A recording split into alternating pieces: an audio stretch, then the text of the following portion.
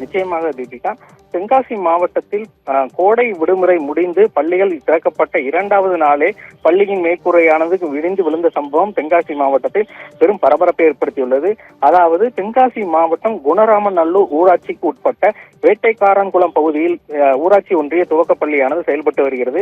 இந்த ஊராட்சி ஒன்றிய துவக்கப்பள்ளியானது 1968ஆம் ஆண்டு கட்டப்பட்ட நிலையில் பள்ளி கட்டப்பட்டு 57 வருடங்கள் ஆகிறது.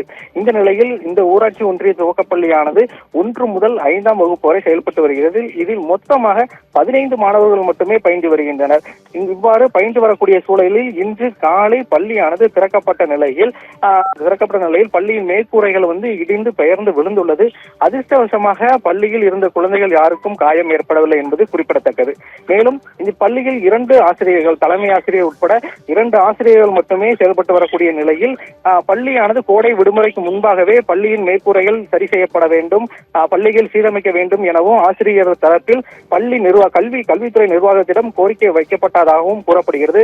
ஆனால் பள்ளி கல்வித்துறையானது எந்தவித நடவடிக்கையும் எடுக்காத காரணத்தினால் இவ்வாறான அசம்பாவிதங்கள் நடந்துள்ளதாகவும் கூறப்படுகிறது.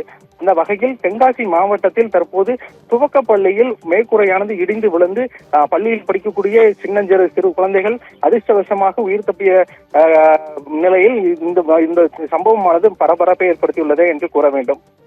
தீபிகா.